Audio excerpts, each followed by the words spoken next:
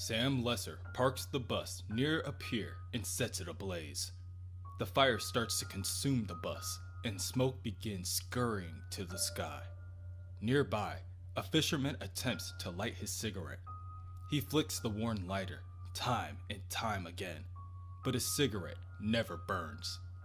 "Come on," the man complains. "This would be easier if I scraped two sticks together. All I need is a light." The man is distracted mid-thought by the glinting light reflecting off his glasses. Mother Mary on the rag. What is happening on the coast? He stammers as he watches the bus explode in the fire. At that moment, Sam Lesser approaches the man and steps onto his boat. Isn't it something? It's like a movie. Sam then points behind him with his thumb, motioning at the mass of land across the bay. Is that Lovecraft over there? His question is interrupted by the sound of sirens in the distance. Sam lifts his pistol to the man's head. Second thought, why don't we talk about this while you steer? Let's go.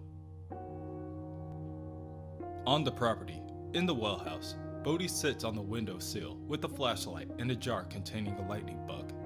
Dodge, the woman in the well, calls out to Bodhi. At first, he does not respond, but then he asks, quite blankly, "If you are my echo, why don't you look or talk more like me?" "Well," she replies, "that's just not how it works, Bodhi." "Oh, do you want to hear a knock-knock joke?" This certainly is a strange conversation, but alright, go ahead. Knock knock. Who's there? Who? What are you, my echo? Dodge, unfortunately, tells Bodhi that the joke isn't funny. I know, knock-knock jokes are stupid. I don't think I'm coming to see you anymore. It was cool being the only one who knew you. Like E.T., like having my own alien. You probably don't know E.T., but you aren't my echo. I don't know what you are. You said I made you, but I think you were already here. I wasn't even going to come talk to you tonight, but then I was thinking, Echo, are you still there? Before you can investigate, Bodhi hears a call from his sister Kinsey. Their mom says he has 10 minutes to be inside. It's almost time for bed. Okay, Bodhi calls back. Back on the boat, there is a deafening silence between the two men. The fisherman, still nervously flicking at his lighter. He knows that his time is short. Sam asks, "So, is that it out there?" Lovecraft? Yeah. The Locke family owns the whole end of the rock. I guess you kill all of them on the bus. You aim to kill me now? Yup, Sam responds as he squeezes the trigger and shoots the man point blank. Sam grabs onto the wheel and continues to drive forward. He's almost there. To the Keyhouse. And Dodge. And the well. Within the Keyhouse, Tyler sits in a lounge chair, playing with the lighter and its flame, while watching the news. Tyler is becoming numb to the sting of the flame. He's also becoming numb to the news. Vandalism on a synagogue wall, the constant war on terror, school hazing rituals, even a passenger bus that has been consumed by fire just 2 blocks away from the Borough Street station. None of it even phases Tyler. His mother asks him if he's okay, and he tells her that he is. He's just waiting for the sports to turn on. On the outskirts of the property, near the front gate, Kinsey speaks to one of the police officers on duty. He tells Kinsey to please tell her mom to stop sending the food down to him. It'll spoil his girlish figure. Actually, Kinsey corrects him, my uncle thought you'd want that. He does most of the cooking. Anyway, she tells him, she's just out collecting more lightning bugs for Bodhi. Her mom doesn't like him wandering around at night alone. Not with, you know. The police officer tells Kinsey that there isn't anything to worry about. He's out there, and there's a bunch of ocean separating their backyard from the rest of the mainland. Bodhi is going to be fine. Within the well house, Dodge ascends out of the darkness and grabs onto Bodhi, covering his mouth so that he can't yell for help. Can you promise me not to scream, Bodhi? If you do, I'll have to throw you down the well, and I don't want to do that. Besides, Dodge continues as she loosens her grip, if you'll be good, in a few minutes I'll let you go. You're a liar, Bodhi says.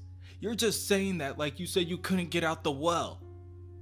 Actually, Bodhi, I said I couldn't climb out the well, and that's true. I didn't climb. And that is the truth, too. I promise, and I keep all my promises. I bet even your mother can't say that. What do you want? Bodhi asks. Out. But you can't go through the front door without fading away. You said.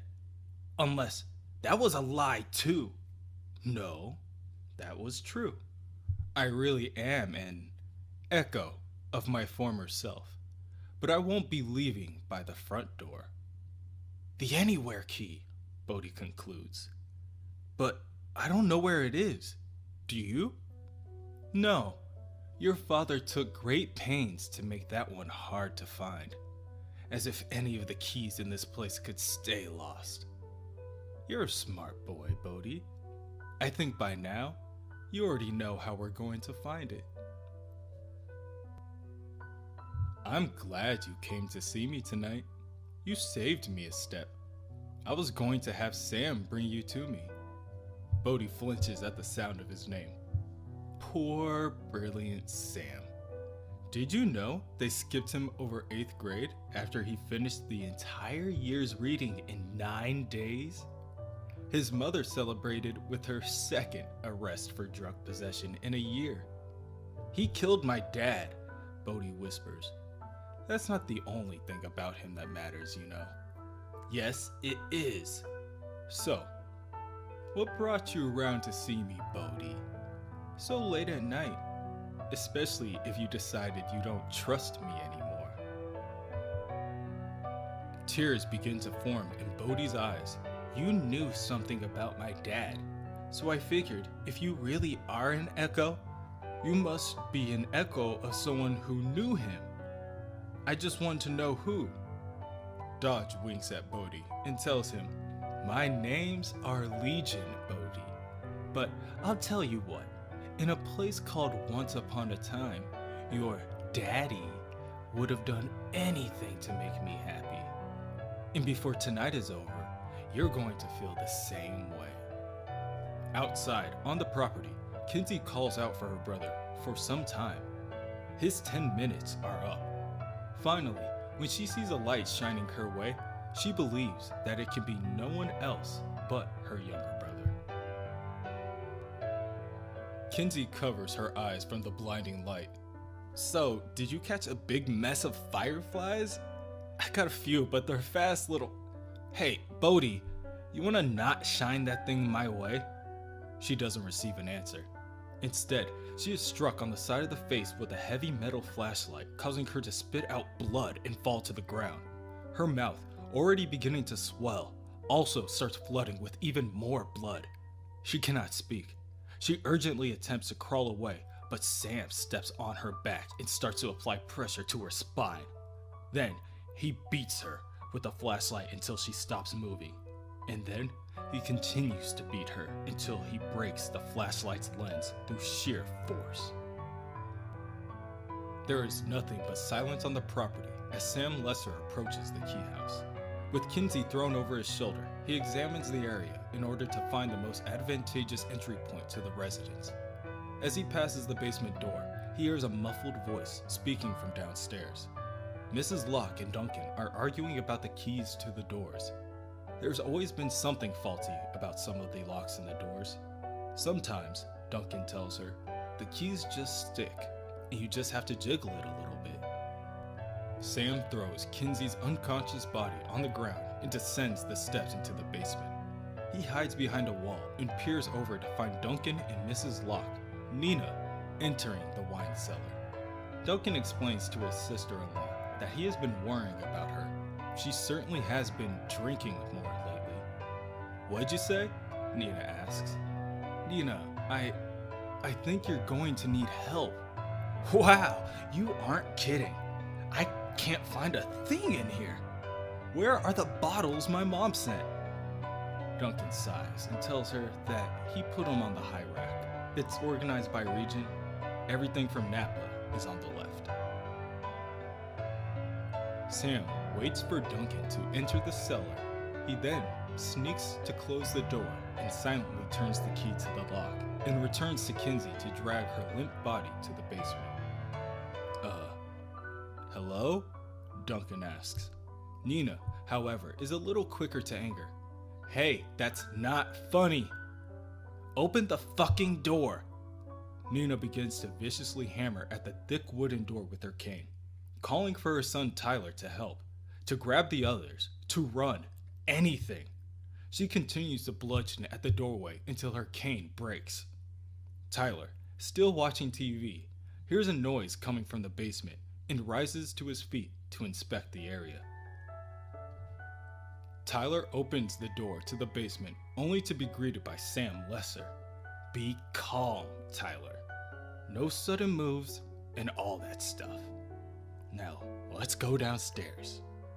Tyler steps onto the descending staircase, putting his hands up in the air, and follows Sam's instructions. He asks Sam if he is at all aware that there are police officers stationed at the property. Sam's only response is, "If I see any cops around tonight, everyone in your family dies. Whereas if we can keep this between us, maybe I'll only kill a few of them."